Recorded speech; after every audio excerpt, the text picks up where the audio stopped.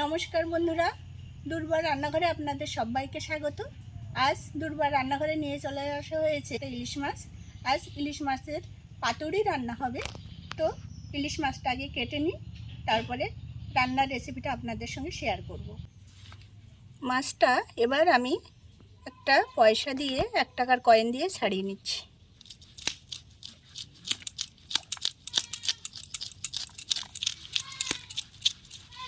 ইলিশ মাছের গায়ের আঁশ সব ছাড়িয়ে পরিষ্কার করে নিয়েছি। এবারে আমি পিস পিস করে কেটে নেব।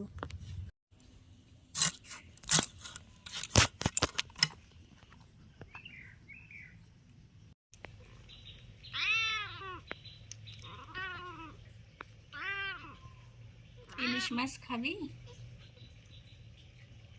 দেখুন, সমস্ত মাছ আমি পিস পিস করে কেটে নিয়েছি।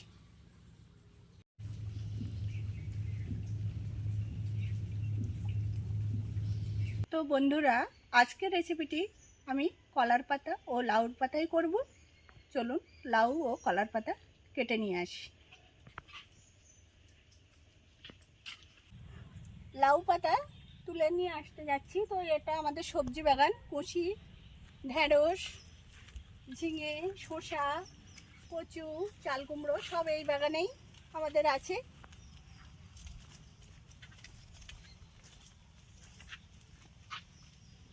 করলা আছে।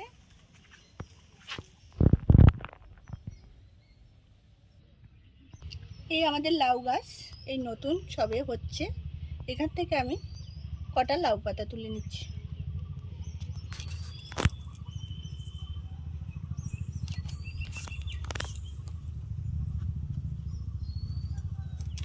কত সুন্দর দেখুন লাউ পাতাগুলো।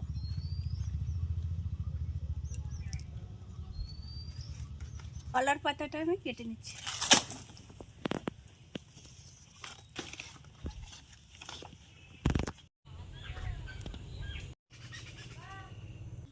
তো বন্ধুরা, ইলিশ মাছ কেটে ধুয়ে পরিষ্কার করে রান্নাঘরে চলে এসেছি। এবারে মাছের পিসগুলো ম্যারিনেট করে রাখবো। হলুদ লবণ দিয়ে ভালোভাবে ম্যারিনেট করে নেব।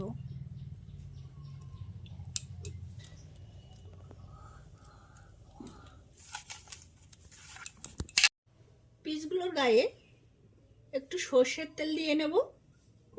সর্ষের তেল দিয়ে একটু ম্যারিনেট করে আমি 10 মিনিট রেখে দেব।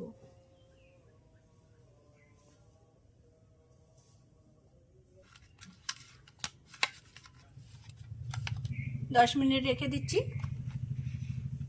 ইলিশ মাছের পাতুরিটা বানানোর জন্য যে পেস্টটা আমি বানাবো, তার জন্য নিয়ে নিয়েছি সাদা সর্ষে 3 চামচ, কালো সর্ষে 3 চামচ, সঙ্গে দিয়ে দেব 2 চামচ পোস্ত। অল্প একটু জল দিয়ে রেখে দেব। কিছুক্ষণ জল দিয়ে রাখলে সর্ষে পোস্ত একটু নরম হয়ে যাবে, বাটতে সুবিধা হবে। সর্ষের মিশ্রণটা 10 মিনিট জল দিয়ে ভিজিয়ে রেখেছিলাম। এবারে আমি শিলে এটা বেটে নেব। সর্ষের মিশ্রণ আমি শিলে নিয়ে নিচ্ছি। সর্ষে পোস্তর মিশ্রণটা বেটে নেওয়ার আগে আমি একটু অল্প পরিমাণে লবণ দিয়ে নেব, একটু সর্ষের তেল দিয়ে নেব, যাতে এটা তেতো ভাবটা না থাকে।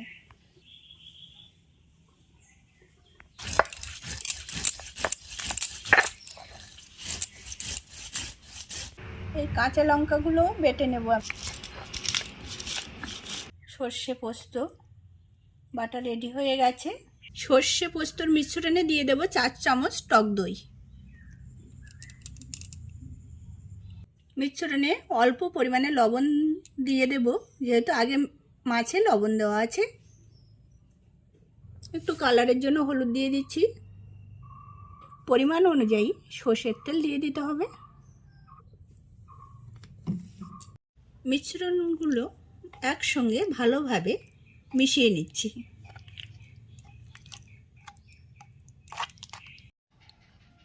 মিশ্রণটা ঠিক এইভাবেই রেডি করে নিতে হবে। কলাপাতার পাতুরি করার জন্য কলাপাতাটা যেহেতু শক্ত আছে, একটু তাওয়ায় আমি সেকে নরম করে নিচ্ছি, তাতে মাছটা বাটতে সুবিধা হবে।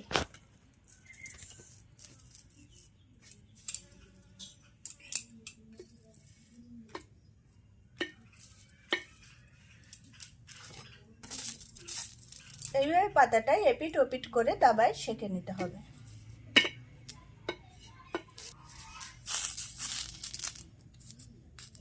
কলা পাতা সেঁকা হয়ে গেছে। এবার আমি সব পাতাগুলো সেঁকে নিয়েছি। কলার পাতা নিয়ে নিয়েছি। এবারে সর্ষের পেস্ট কলা পাতায় দিয়ে নিচ্ছি। মাছটা আমি দিয়ে দিয়েছি। এবারে উপর দিয়ে আবার সর্ষের পেস্ট দিয়ে দিতে হবে। এভাবে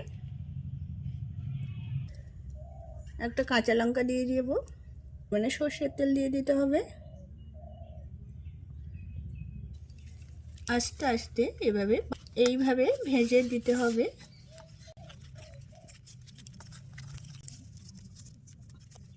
সুতো দিয়ে এইভাবে বেঁধে দেব। দেখুন ঠিক এইভাবে বেঁধে নিতে হবে। আমি মাছগুলো কলা পাতায় এইভাবে সব বেঁধে নিচ্ছি আগে আগে। উনুন জ্বেলে নিয়েছি, হালকা আঁচে তাওয়াটা বসিয়ে দেব। দেখুন ইলিশ মাছের পিসগুলো লাউ পাতা ও কলা পাতায় সুন্দরভাবে এভাবে বেঁধে নিয়েছি। চাটু গরম হয়ে গেছে, অল্প পরিমাণে সর্ষের তেল দিয়ে নিচ্ছি।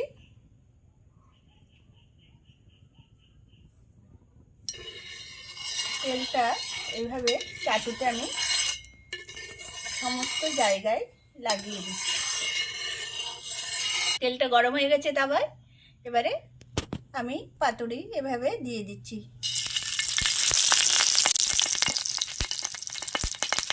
প্রথমে আমি কলা পাতার মোড়াগুলো দিয়ে দিচ্ছি। আমি 10 মিনিট এভাবে ঢাকা দিয়ে রাখবো। ঢাকাটা তুলে আমি পিসগুলো আস্তে আস্তে উল্টে দেব।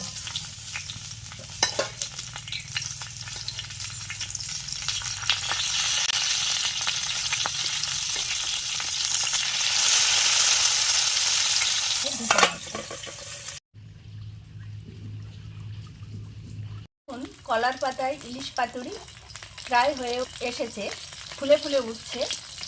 তবে ফুলে ফুলে উঠলে বুঝতে হবে পাতুরিটা প্রায় রেডি হয়ে গেছে। গরম ভাতে এভাবে পাতুরি বানিয়ে খেলে খুবই ভালো লাগে। আপনারাও এভাবে বাড়িতে পাতুরি বানিয়ে খাবেন। ঢাকনাটা উঠিয়ে নিই। পাতুরি সম্পূর্ণ রেডি হয়ে গেছে। আমি এবারে এগুলো তুলে নিচ্ছি। লাউ পাতার পাতুরিগুলো এবারে আমি তাওয়ায় দিয়ে দিচ্ছি।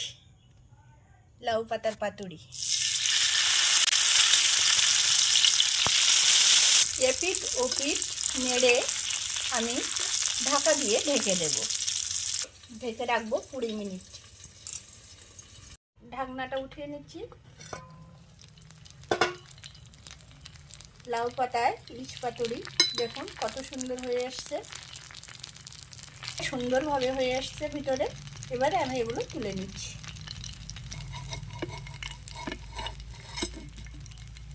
কলা পাতা ও লাউ পাতার পাতুরি আমার হয়ে গেছে। খুলে দেখাচ্ছি কেমন হয়েছে।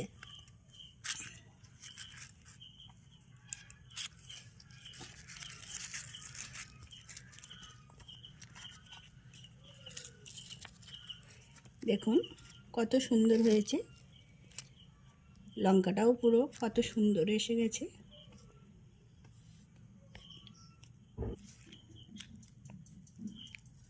এই যে দেখুন লাউ পাতুরিটা এবারে আমি খুলছি। দেখুন কত সুন্দর হয়েছে লাউ পাতুরি। তো বন্ধুরা দেখলেন আমার লাউ পাতা ইলিশ পাতুরি, কলা পাতার ইলিশ পাতুরি কত সুন্দর হয়েছে, অপূর্ব স্বাদ হয়েছে খেতে। বন্ধুরা আপনারা পারলে এইভাবে লাউ পাতা ও কলা পাতা পাতুরি বানিয়ে খাবেন, খেয়ে জানাবেন কেমন হয়েছে। তো বন্ধুরা আমার লাউ পাতার ইলিশ পাতুরি, কলা পাতার ইলিশ পাতুরি দেখলেন কিভাবে বানালাম। তো আমার এই রান্নার রেসিপি দুটি যদি আপনাদের ভালো লেগে থাকে তো চ্যানেলটিকে লাইক কমেন্ট সাবস্ক্রাইব করে পাশে থাকবেন। আর যদি ফেসবুক থেকে দেখে থাকেন তো লাইক ও ফলো করবেন। আজ এই পর্যন্ত, দেখা হবে পরের নতুন কোনো ভিডিও নিয়ে। নমস্কার, ভালো থাকবেন, সুস্থ থাকবেন।